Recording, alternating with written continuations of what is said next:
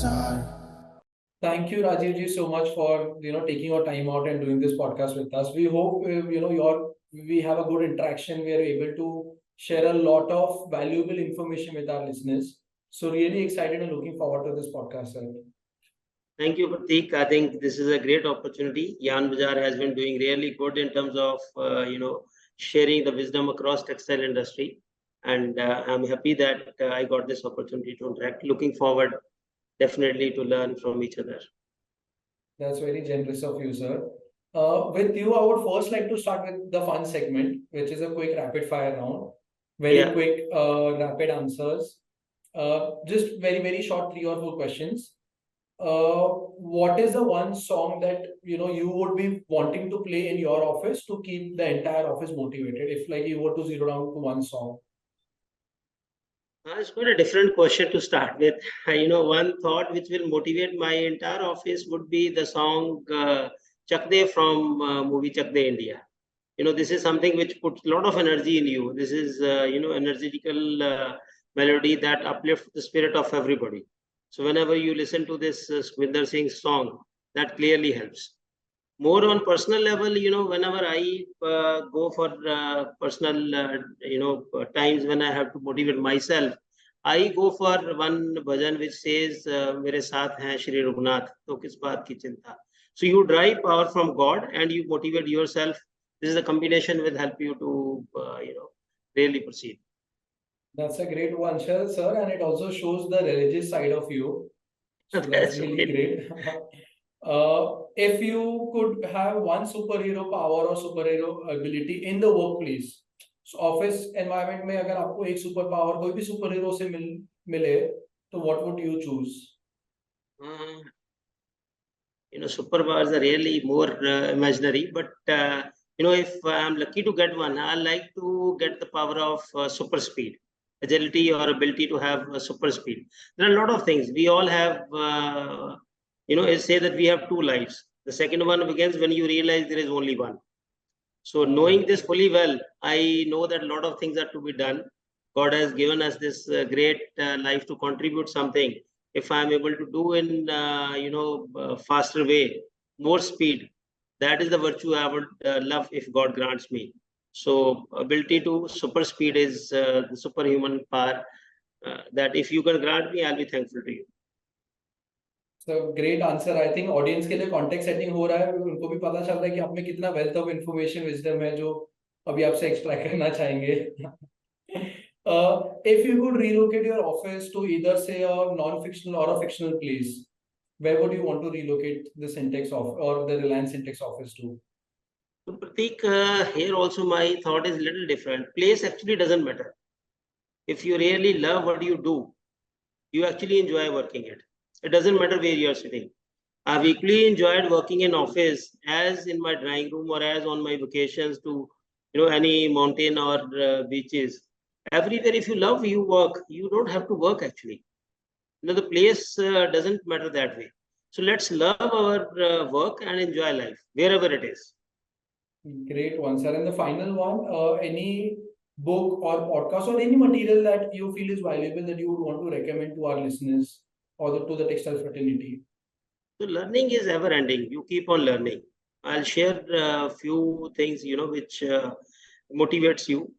If you want to see on operational excellence, there is one book by Ali Goldratt by the name of Goal.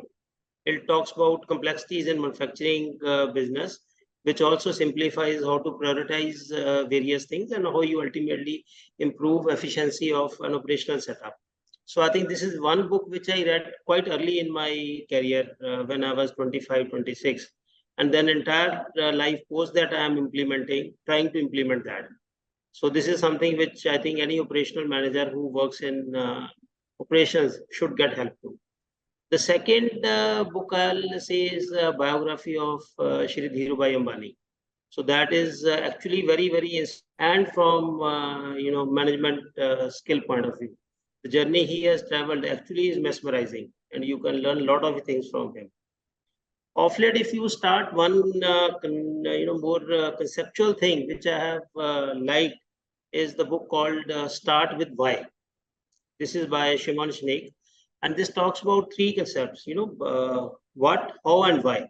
What more or less everybody knows. What we do, what company do, every company knows what they do. Now, how they do, also some of them know. How they do is, it's not by chance. You do how you do it. And third is why. The why is very important. And very few companies know why they exist. It is the purpose. It's the reason why we do what we do. If you know that, this is help. So these are the three readings which I think if you do would definitely help. There are many. So I'm just coming and sharing the top of mine. So thank you so much, sir. I think you've been, super rapid and some great answers, great book recommendations. I hope people who listen to this actually end up buying those books and start extracting value from them as well. So I'm not promoting, though I have mentioned few of them in my, LinkedIn articles also, but I, truly believe they will help. Super. Now, sir, wanting to start the podcast with you, the way we would want this to go is anyone who's listening this, especially if they're a yarn spinner, a manufacturer, they should be able to understand, what they need to do in order to, increase the efficiency of their factory or, their spinning mill, and how do they run that better. And of course, because you work with a lot of spinners right now, you're involved with Sintex as a COO capacity. So understanding more of your journey and then, drawing inspiration lessons from your experience. So before we start with other questions, firstly, it would be great for listeners to kind of get to know you. So if you could, give us a brief overview of your professional career and your journey so far. Sure, Pratik. Everybody will love to talk about himself. So thank you very much for giving me this. Let me start with my qualification. I am a commerce graduate, did cost accountancy, and also did my MBA in 1993. And then in 2008, I did 1 year program from ISB on entrepreneurial development. So after having this qualification, I started working not in textile industry. In fact, I started working with pulp and paper industry in 1993 as HOD for costing and MIS. In textile, I started working in 1996 as corporate HOD with Vardhaman Group in Ludhiana as HOD, MIS and costing. So this was the time when I got opportunity to work with Shri SP Oswal, chairman, and I was very young and got opportunity to learn from him directly. So this is the time when I got this strategic aspect of business through the meetings or the discussions. I was, as a member attending that. So after that, I started working as yarn marketing and Trident in 2000 to 2003. So this was again a time when I was doing yarn sale and purchase. So a lot of learning on quality of yarn and also worked on development of network and within India or for exports, new customer development. So these were the areas which I personally did when I was head of marketing for that. Then twist happened and I was given an opportunity by Shri Rajeev Gupta to head the operations for Terry Towel plant. Though I was not an engineer and neither I had background of operations, after doing MIS, costing and then marketing, I was given an opportunity to head Terry Towel plant. This was a big plant, was standard of those times, and a lot of manufacturing excellence thing I learned there, which I implement. Goal I read when I was in marketing, which helped me there. So theory of constraints, Six Sigma, lean, TQM, concept of OE, all those things I learned at that point of time and implemented. So we were working with many retailers of the world, say Walmart, Target, JCPenney, Primark, Sears. So that gave me an understanding of lead times, importance of lead times, and also the OTIF, which was another on time in full requirement. So that time was really a good time for learning and contributing, as a operations head. After that, I was elevated and I became business head for Trident Yarns. So this was my first responsibility, which was PNL. So during this period, this new location of Trident Budni came into existence. So I was taking care of that location. And then I was moved from business to business as business head, from yarn to pulp and paper. So I headed Trident pulp and paper business also. This total time of both the businesses, I was responsible for bottom line, marketing, operations, HR, finance, and product development and all those growth related activities. So that built a base for me. Then for some time, I started my own consulting, which I was, working in both area of textile and pulp and paper. This was more on EBITDA enhancement projects with companies. So post that, I joined the Satluj Group, which is KK Birla promoted group. Shri Nipani ji is chairman of that. So there I was taking care of their Baddi location, which was having spinning as well as PET bottle recycling fiber plant. So this was a new thing which I learned. So we were recycling plastic PET PET bottles and making fiber out of that.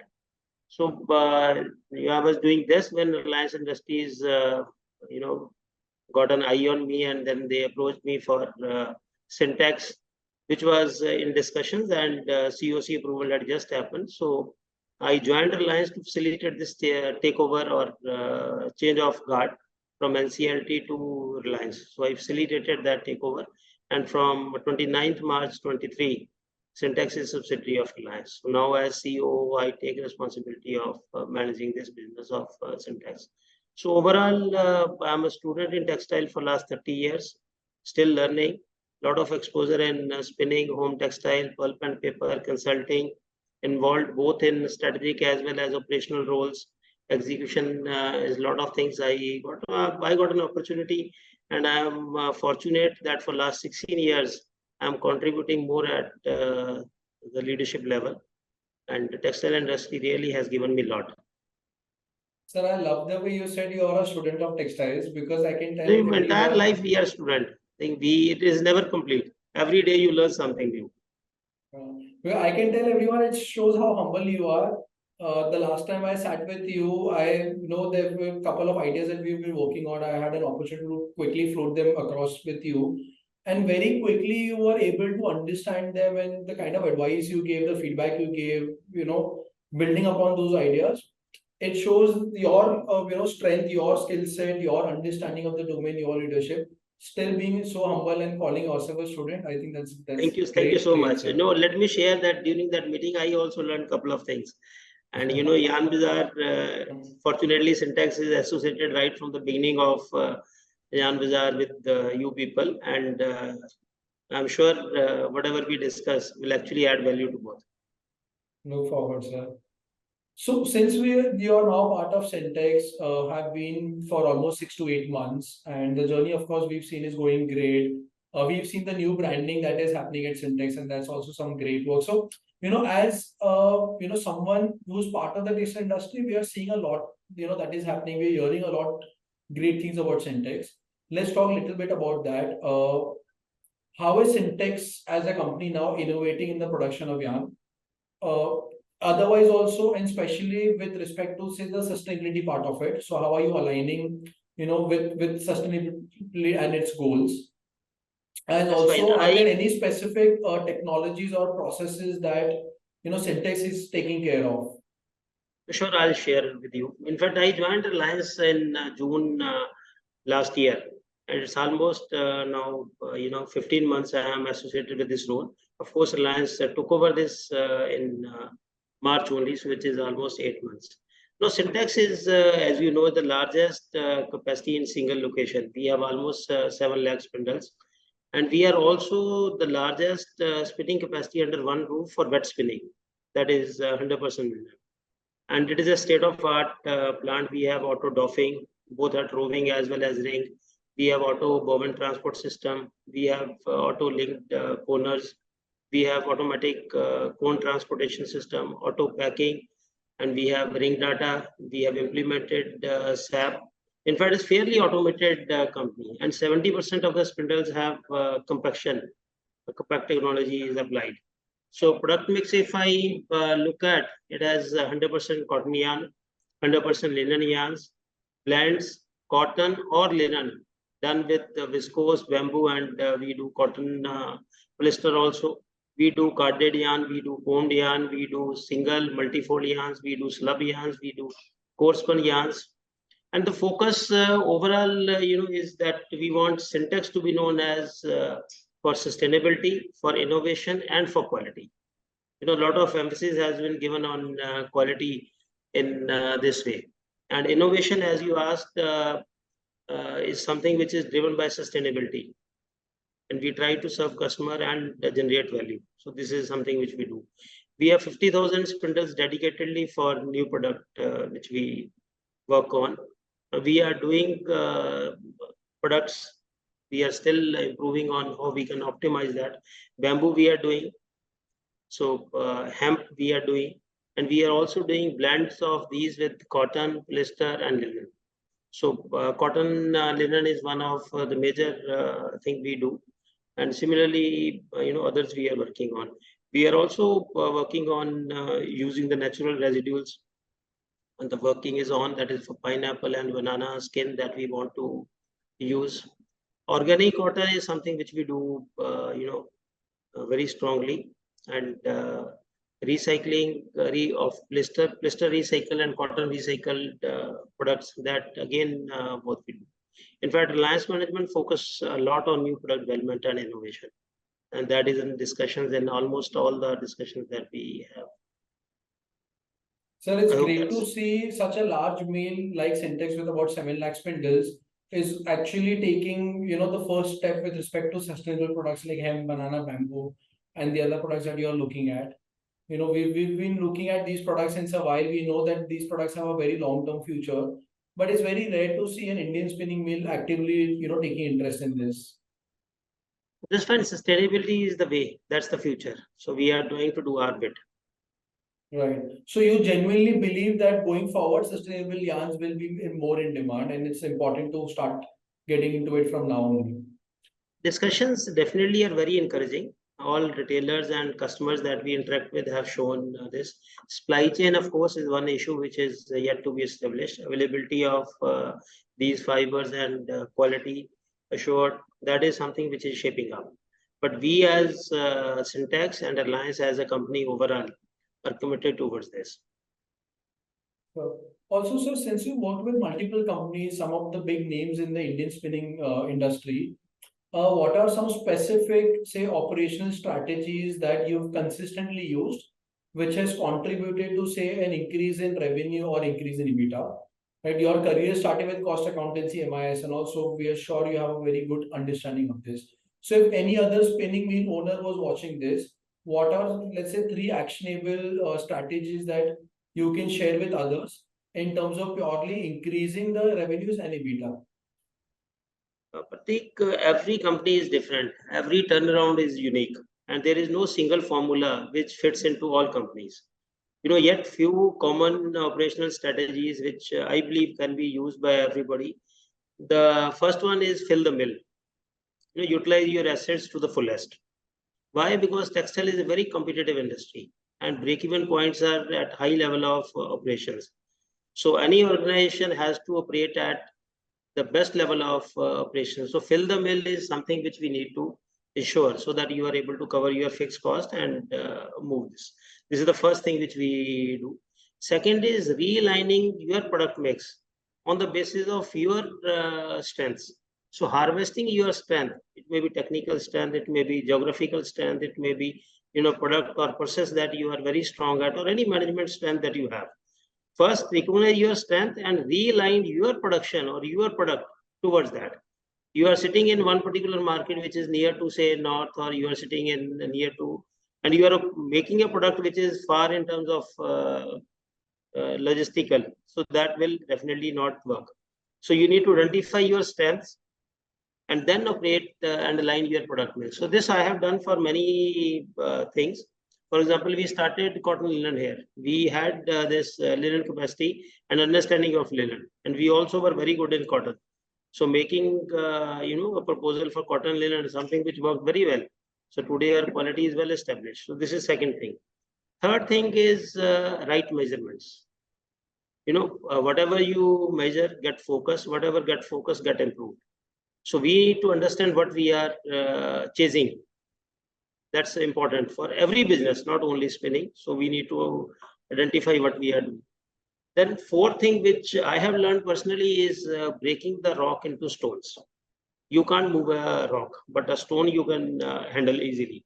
So break the big problem into small problems.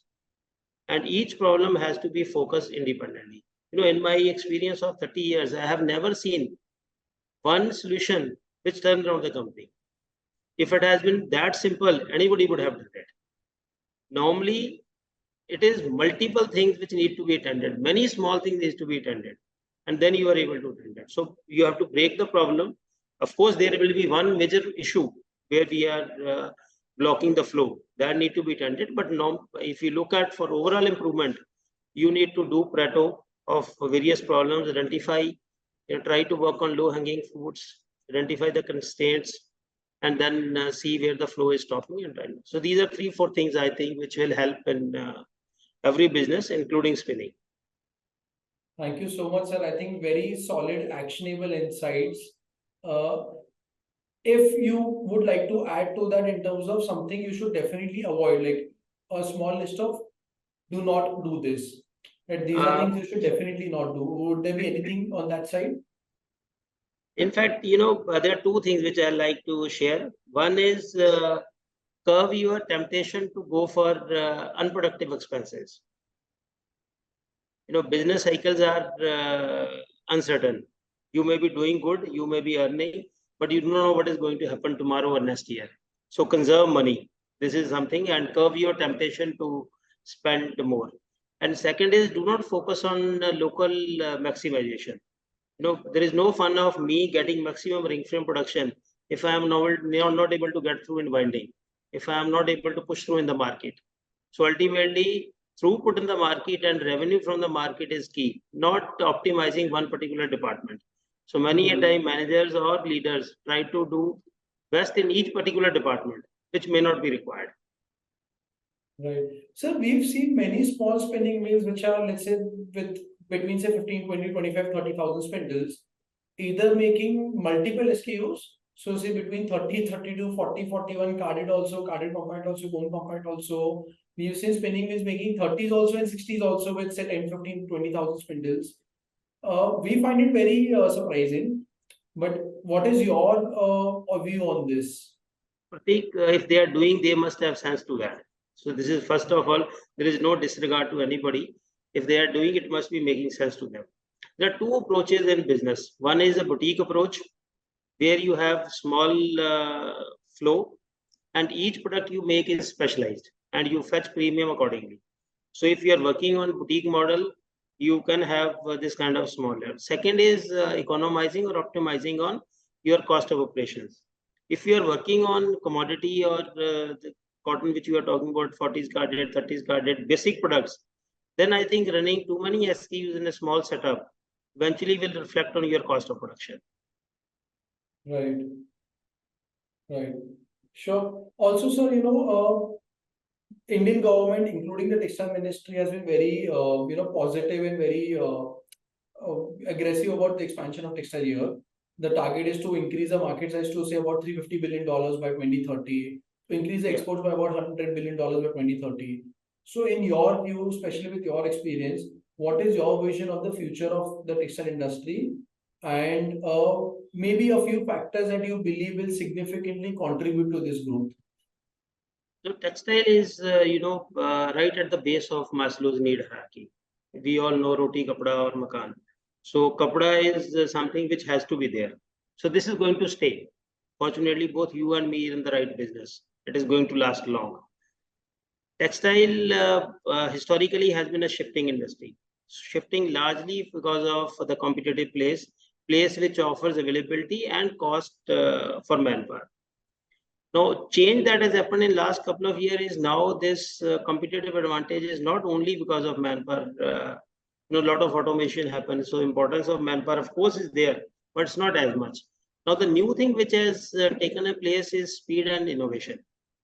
So, in coming days, textile will be, working on the competitive advantage of speed and innovation. The Zara model we all know, the single piece flow of garment.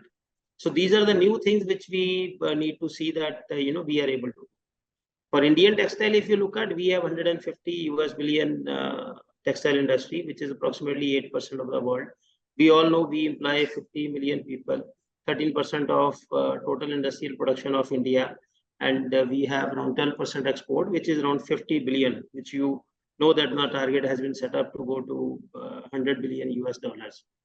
And if you look at spinning, we have 56 million spindles, which is around 24% of words, this thing, which is quoted by cotton. We have 21% of words cotton in India. And in organic cotton, we have 38% share. So that's again this thing. Now, if you look at weaving and knitting, percentage of machinery share is not in double digits. I think knitting maybe 10%, weaving maybe 9%, against 21% of spinning. I think now we have to move beyond spinning to set the balance. That's the one direction which we have. But this 100 billion target for export doesn't seem to be out of reach.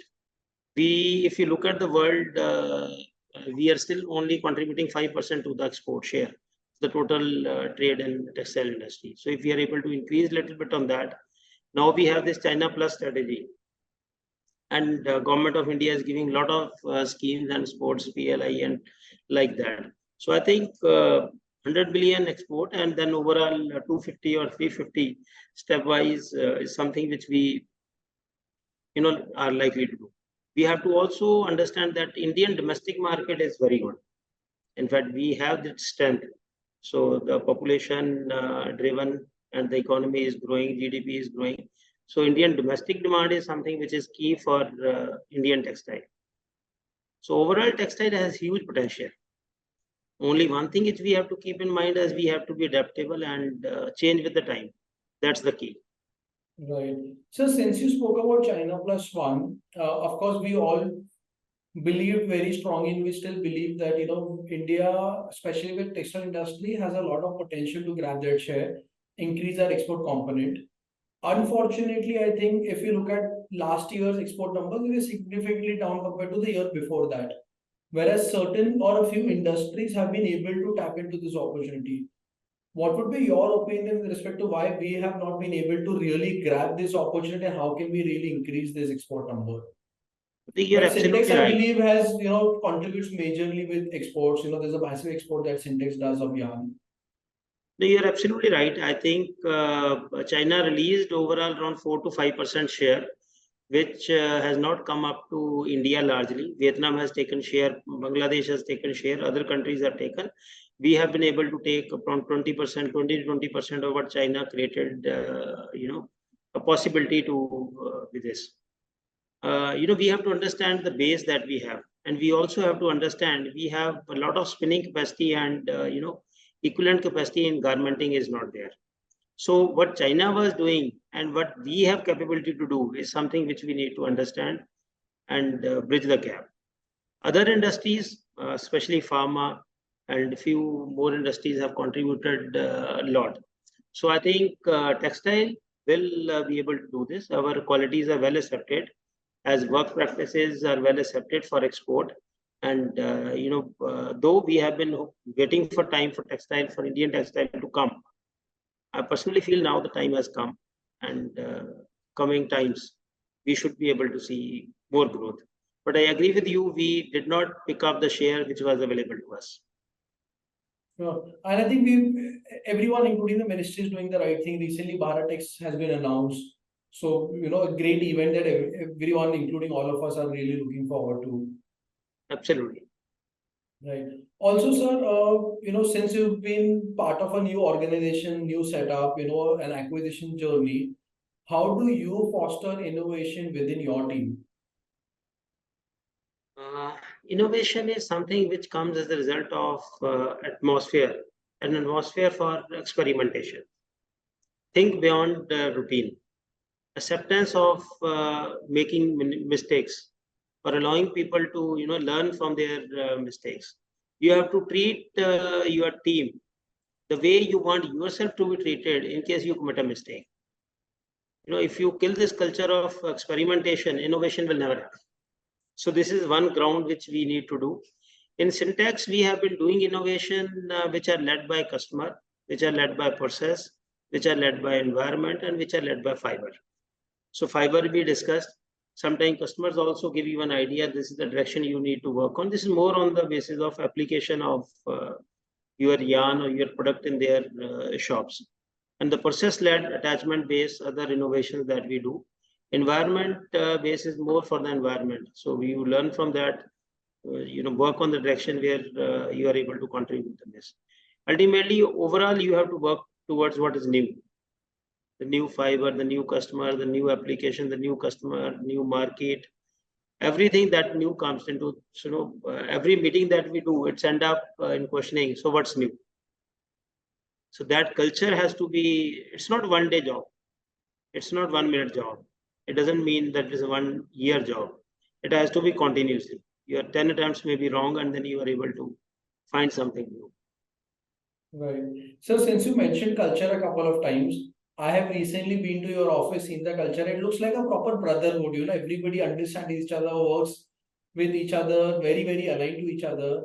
If you could, kind of break down your culture, what is your culture, why that culture, and how do you really like see every business owner wants to create a culture, but very few have been successful in terms of creating or fostering the right culture. How do you define it? How do you create it? Yeah, as I mentioned, Reliance believes in a lot of value. So value to people, value to organization. So we all work for value creation. Nobody is boss. So the team doesn't report to me; they report to the value they create. So that's the culture Reliance principally has. So as you rightly mentioned, we all are equal. So the way we, try to respect each other for the value that we bring on the table. So that's the culture we have been working on. And I'm sure in coming days, this culture of Reliance Industries, which is now imbibed by Sintex, will definitely bring more value here. But when I look at Sintex as a company, it's a large company with too many team members. I'm sure every team member will have a different perspective, different outlook. Of course, creating a very heterogeneous experience. But what is actually happening is you've been able to create a very homogeneous experience where everyone's aligned कि ये करना और ऐसे करना है. How did that really translate to action? First of all, we have to respect diversity. If everybody in the organization echo the same thing, probably you are not having any value addition. So we have to start respecting diversities. As it is said that everybody has a different mind, and if you allow, everybody will bring wisdom on the table. Mind, body, and soul put together. Everybody is.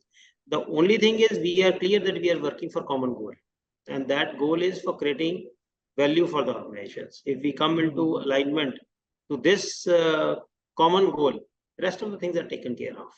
Of course, we also have issues. I don't say that it doesn't happen. So we have to find a way to handle it. Right. Also, so especially in the context of SMEs, because Indian textile industry is fairly SME dominated. About 80-85% of the industry is actually small scale industries, small or less medium scale industries. From their perspective, what are some holistic strategies you would recommend? Again, in terms of improving the overall performance, whether it's production, whether it's productivity, whether it's efficiency or reducing wastage. I mean, from a manufacturing and textile and SME point of view, what are a few things that you would highly, again, actionable insights that you would recommend them to do? So few things we mentioned earlier, those are applicable to any industry. Right. So right measurement we talk about. And one thing which I would see that, in the smaller organizations, which is the bigger challenge is decision making. Indecisiveness, getting for the best decision, waiting for the optimizing or getting the best decision is something which happens. So you need to keep taking decisions. Decisions are never right when you take it. Right or wrong is proven with time. So it's better to go ahead and take decision rather than going for the perfect information, perfect analysis. I have used the concept of good enough. You go for the analysis, but reach to good enough analysis. Do not go for the perfect analysis. So paralysis by analysis is something which, many times you do in terms of getting the good thing. So quick decision making or sharp decision making is another thing which we need to work on. Then delegation. We need to delegate and not interfere. So that's another thing which we need to do, especially in the small level. We want to do everything ourselves. So delegating to a competent leader will bring more ownership in them. And in turn, that will be good for you to grow. And then one thing which we need to all always agree, small or big, cash is king. So we need to understand our cash flows are positive. Companies do not go bankrupt. because of low or no margin. Companies go bankrupt because of low or no cash. So cash conservation is something new. We talked about, this temptation to curb unproductive expenses. It's largely because of cash. And then customer orientation is something which everywhere it is applicable. Every customer is important and he deserves to get best quality. And, the quality which is right for him. So we need to be consistent in quality. May not be the best, but consistent in. That's a great answer. In fact, I can tell you last 2 days I was sitting with one of our advisors, and time and again he mentioned that what kills a business is cash flow management or poor cash flow management. Profit and loss is one thing, but having the ability to manage your cash flow is very, very important. And of course, you're coming from a very cost and cash flow background. Maybe if you can quickly throw some light on what is cash flow management, why is it important? No, cash flow management basically, when you said that you generate more cash than what you spend. This temptation to buy bulk when it is cheap, temptation to sell more when it is the right price is always there. So you also have to balance that price with what payment terms. When you are buying it, what are the credit terms that you are getting? In the process, you have to stay cash positive. Many times you expand business, the temptation is to go aggressive. You commit more funds. You expect everything will come on time. Your commitment or outflow happens in time and your inflow sometimes get delayed. So with your experience and your expertise, you need to manage that, how you will be able to do it. So I think total working capital cycle, you can make it and try to reduce. Maximum rotation means more money. Right. So I think especially for listeners, it's important to understand that having at least a visibility of your cash flow, at least let's say for the next 1 week or 15 days or 30 days is very important. We should know that what are the business capital or cash flow requirements and accordingly plan for that and not get swayed by, other sentiments like greed. Absolutely. That's right. Great, sir. Also, I think it's important to, since we're having a discussion with you, to also talk about your LinkedIn. Again, the true leaders create more leaders. Your regular posts, some great posts. So, and of course, that has led to massive following for you on LinkedIn. But on the other hand, we know that a lot of textile business owners or entrepreneurs are not really active or, having a very strong presence on LinkedIn. So what are your opinions on branding, both as a person, like personal branding and the business branding? Again, Sintex of lately has been doing some great work on LinkedIn, right? Some of the creatives that you guys are creating, some of the scripts that you guys are sharing, it's all great. So, what is your opinion on branding on LinkedIn, both personal and business? Thank you, Pratik, first of all, for the compliment. But I see the reverse. The BAZAAR is a bigger brand now. I have seen the growth, the funding you got, the innovation you work on. It's your humble personality that is making you say this. So this is fine. We must respect what you have done. I think you have traveled a good journey, and I wish it is even faster and stronger in days to come. Now, coming to LinkedIn, what I normally share is, what I do is what I speak, and what I speak is what I write. Even if you look at the language that I write, is more or less the way we talk. So this is how it happens. Personal branding for me is voicing your thoughts as a leader for the betterment of community. So that's the only thing which I try to do, that with my experience, if somebody is able to get some sense out of that. So that's it. Whereas in business branding, it is different. Business branding is, this is achieving a lifetime value for the customer. And you need to stay in their headspace as long as you can. So I think that's the difference. In Sintex, a lot of creatives, my creative team, them, are doing very good job. So I think we would like to, do more branding. Sintex has been less known as textile supplier because of the previous legacy. It is more known for the other products. So I think we have a task in our hand. So as a team, we will try to address that. Sir, including your personal profile, I think it's very rare to see, a post with a lot of effort has gone in. We can see that you're sharing creatives, not just like posts. So I'm sure you strongly believe the importance of LinkedIn. Right. So absolutely. In fact, LinkedIn is one platform where there is no boundaries. Many of my discussions are with the leaders across the world, and a lot of communications that we exchange, learning that we exchange is across the borders. You are getting the same kind of feedback. The issues I am experiencing sitting in Ahmedabad or in Lunsapur in my plant are also witnessed by the people sitting somewhere in US or Europe. So I think right, LinkedIn has provided this platform, and this platform is more for like-minded business communities. right. Superb, Though both sir. of us are not branding LinkedIn here, so let's focus on textile. Right. And so my last question to you, any message that you would want to send to, let's say, someone who's aspiring to be an entrepreneur in textiles or wanting to join their family business or want to start something new in textiles, what would your message be? I can only share my experience. The first thing is believe in yourself, irrespective of others believe in you or not. Others will only start believing when you deliver. Before that, you have to believe in yourself. So times may be good, times may be bad. Others may or may not believe you. Sometimes, you are appreciated more than what you do, and sometimes when you do your best, you are appreciated the least. So it has to be internal motivation, and you have to believe in yourself.